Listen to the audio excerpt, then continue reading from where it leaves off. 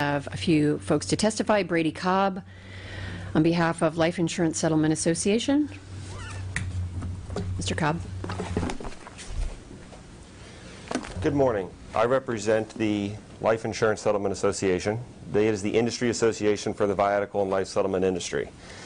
And I think it's very important to point out that, as you noted, Senator, this industry came out of the AIDS crisis. People had bought life insurance policies. 90% of all life insurance policies lapse. Let's think about that. I'm sorry. 9 out of 10 policies paid through the life of the policy. People pay premiums for years, and the carrier never has to pay a death benefit. When the AIDS crisis came around, they had the opportunity to sell their policy. That right was first crafted by Justice Oliver Wendell Holmes in 1922 in the case of Grigsby v. Russell, where they said life insurance is freely alienable, sellable, just like property. So people sell their policies. They have the ability to go to in a regulated market. It's regulated in 41 states nationwide, including Florida. They have the opportunity to get 8 to 9 times the value for their policy that they get if they just surrender it back to the carrier. This bill, that 8 to 9 times the value came from the GAO report. This bill we have serious problems with. If this bill was to address Stoli, and Stoli alone, it would be 2 pages. It's 28. This bill effectively tries to regulate the business of life settlements out of the state of Florida. It also seeks to take away an option for consumers when they're running out of money and they need to sell a policy. Much the same as they try to do a reverse mortgage, and we see Fred Thompson's ads all over television. It's very similar. Senior consumers need to have a right to be able to sell their policy in this marketplace to generate capital. Who knows, their 401k could have taken a hit in this most recent market tumble. Specific problems with the bill. First, why is it needed? We just heard testimony.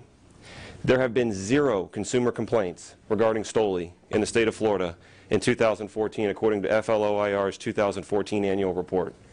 Since 2008, there have been 3 registered complaints since 2008 of Stoli. There have been 11,000 complaints against life carriers for claims handling. As a bill that you've sponsored, Madam Chair, carriers, the Social Security Death Master File. They used a Social Security Death Master File to make sure they weren't paying annuities, but they didn't use the same Social Security Death Master File to make sure that they were paying life insurance claims. So we should actually be looking at the carriers here and not the life settlement industry. Stoli, as your staff found in their own report, Stoli is not a life settlement transaction. Actually, your staff did a fantastic job in identifying that. There's a marked difference between a life settlement transaction and a Stoli transaction. A life settlement transaction is somebody wanting to sell their policy. Stoli is an insured and their agent committing fraud when they fill out an application. They're not connected. This bill is way too broad. It includes reporting requirements that will drive market participants out of the state and not allow them to serve the citizens of Florida. Thank you. Thank you, Mr. Cobb. Next we have Darwin Baston, Life Insurance Settlement Association. You're from the same association. If you'd keep your comments new and engaging, that would be fantastic. I sure will try to do that. Thank you, Madam Chair. I'm Darwin Baston, the CEO of the Life Insurance Settlement Association. I am also a Floridian and a senior. We were very surprised by that. Very surprised. Thank you. I will try not to repeat things that Brady had said, only to reaffirm the fact that there's a difference between a life settlement transaction and Stoli. The Life Insurance Settlement Association takes a very strong action against Stoli. During the years 2008 and 9 and so forth, Lisa worked very, very hard with different states to enact very strong Stoli laws, and we are totally in favor and will continue to do that. But as Brady said, there are some issues with the bill that we do have concerns about, and I'll bring some of those home to even myself. If the provision prevails to extend to 5 years from 2 years, the prohibition of selling your insurance policy, which is personal property of mine, lapses will skyrocket among seniors. There are approximately $300 billion of life insurance held by seniors over the age of 65 in the state of Florida. There's probably about $14 or $15 billion in face value of policies that lapse by seniors in the state of Florida, and some portion of those would surely qualify to be sold. The secondary market for life insurance and our members exist for the purpose of providing a marketplace for people who no longer need their policies or can afford their policies, the ability to perhaps sell those policies for some value, as Brady said, beyond the cash surrender value. I would hope or urge that if the legislation is to move forward, it would actually include the provision that would require the carriers to notify me as a senior what my options might be rather than lapse the policy, which currently are not there. The same person who sits down at the table and sells me the insurance policy and in my best interest cannot tell me or won't tell me, or there's no provision that requires them to also tell me that if at some point in time in the future I no longer need that policy or can afford that policy, there are options available for me. That's all I really want to know. My big passion is to make sure that no seniors lapse policies without some knowledge of the options they have available to them. And if one of those options are to sell the policy, then that's what I want them to have the right to do. Thank you. Thank you, sir. Thank you. Great to follow that testimony up. Mr. Paul Sanford, on behalf of the... FLI and the Florida Insurance Council waive its support. Thank you. Caitlin Murray, on behalf of OIR. Thank you. Josh Aubuchon from New York Life.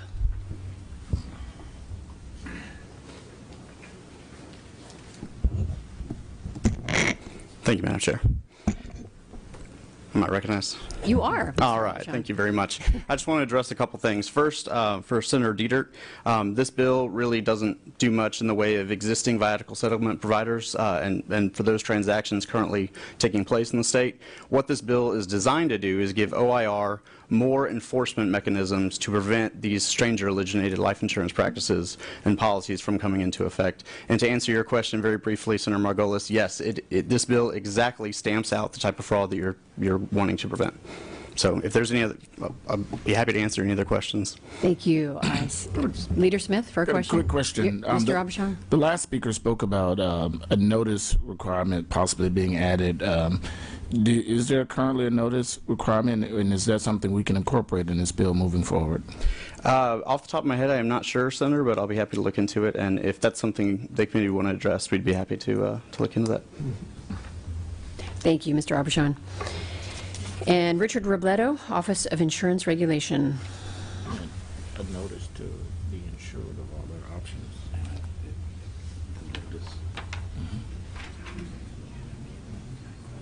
I will be brief because, as I recall, you asked if you're from the same organization. Try to not take too much time. But I did want to try to address a couple of the questions that I have heard and some of the testimony that I heard. This bill does nothing to try to eliminate viaticals or life settlements.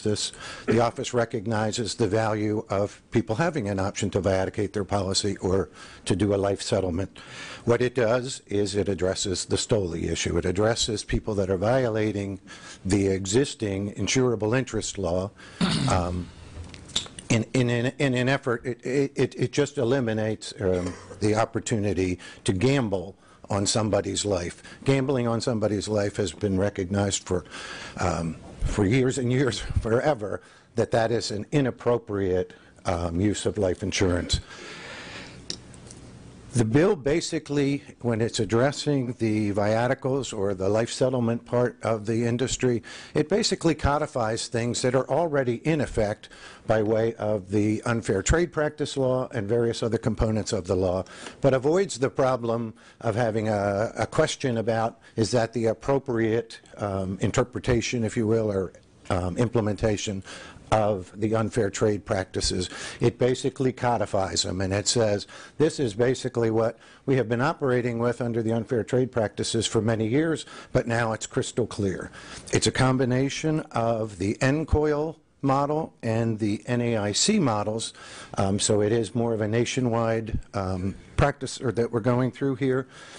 And in terms of extending the requirement to 5 years before you can viaticate a policy, there are a number of exceptions whereby if somebody has simply had their policy for 2 years, they've been paying the premium themselves, number of different exceptions in the bill itself, they can go ahead and viaticate their policy. Thank you for your testimony. Any questions? Senator Monfort. Thank you, Madam Chair. A couple of speakers back gave some data, said there's been really no complaints, no nothing. And all of a sudden, you know, question in my mind, why are we doing this? And we seem to be stumbling over ourselves over and over, coming up with trying to prevent problems that sometimes may not exist. Is there a problem? Sir? You are correct that many years back viatication was a much more significant problem with the AIDS epidemic, with a number of different things that were going on. It is not a significant problem at the moment, but this bill will strengthen the ability to make sure that it doesn't become a problem. It will strengthen people's opportunities to know that they can take advantage of viaticating their policy or taking advantage of a life settlement without concern about any inappropriate activities going on. For a follow-up. And what the speaker before, who the chair recognized is not a senior, but mentioned that, you know, the same guy that the lady that sits down with you at the table selling you the policy, this is good for you. What's wrong with that same, us requiring that same, or someone to sit down and say, here are your options, especially for seniors? Sir? I don't think there's anything wrong with that. I think if I wanted to try to, if I have a need for, you know, extra cash, I've been assigned to a nursing home, I don't have a nursing home policy, I would want to talk to my agent, and I would want to ask my agent, what are my options? We talked about the reverse mortgages, there's viatication, there's a number of different things. My agent might have already put me on a policy that has a long-term care rider on it. So I don't think there's anything wrong with talking to your agent about what is appropriate, and having those options available to you is what this bill will do. Yes, sir. Help me understand specifically what we're trying to solve. If you go way a few years ago, the PIP bill, you know, I hate to even bring that up, but it was fraud here and fraud there, 5 people or 10 people in 2 cars and so on. Tell me what's wrong. Tell me what we're trying to solve. I think the Mr. biggest Ravetto. issue with, I'm sorry, I think the biggest issue within this bill is addressing STOLI. Okay. There have been a number of different proposals that have come through over the last couple of years while I've been back at the Office of Insurance Regulation that were identified as STOLI. I know that the DFS Department of Fraud is presently dealing with a couple of cases. One very large case is what they told me regarding STOLI. So the bulk of the bill is really just trying to address STOLI and trying to enhance the overall regulation so that it's more clear for everybody. Thank you. Thank you. That concludes public testimony. We are back on the bill. Do we have debate on the bill? Senator Dietert. I really can't support this bill as presented. I think it's way too broad, and I don't think it goes far. It does not notify seniors of their options. I represent, my district is probably the most senior district in the state of Florida. That's why I get elected, because I'm younger than they are even. It's a good place to live. It's a wonderful place to live.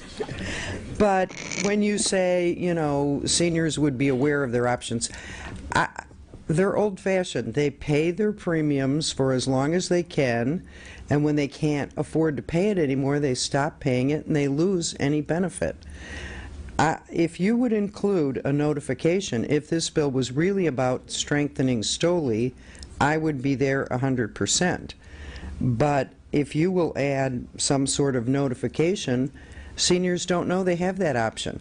They don't know the insurance companies are going going to work with them. They think you either pay or you don't pay, and if you don't pay, you lose your policy. So I think this bill would be doing seniors a service if you would just add that part. So for today, I'm a no. I hope you will work on it so that I can be a yes when it gets to the Senate floor.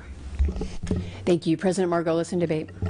I agree. I think that the person who's being insured and might not be able to afford the payment of the insurance in their lifetime should be advised, and there ought to be a particular clause in anything. Any insurance policy that will yield money in the end, so people understand that if they don't pay, they can sell the policy, which a lot of people do, by the way. Thank you. Leader Smith in debate. Just briefly, now, as you report back to Senator Legg, I have the same feelings as Senator Dietert. I'll vote for it today, but I'm really concerned about the notice requirement, and I think as it moves forward, it would behoove you to look at putting a type of notice provision in for seniors. Thank you. And Mr. Brown, I share that same concern. So if you'll share with Senator Legg that there is a very strong desire on behalf of this committee to have those provisions included. You are recognized to close on the bill. Well, thank you, committee. The notice provision has not been approached to this office yet, so ACT committee is the first that I'm hearing about it.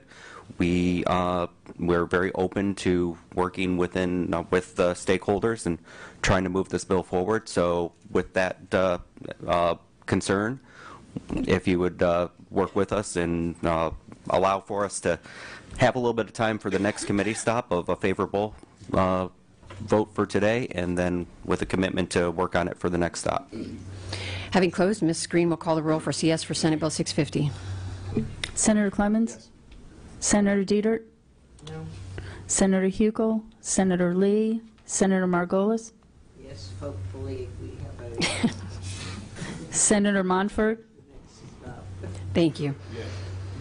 Senator Negron? Senator Simmons? Senator Smith? Senator Richter? Yes. Chair Benaquisto. Yes, and by your vote, the bill is reported favorably.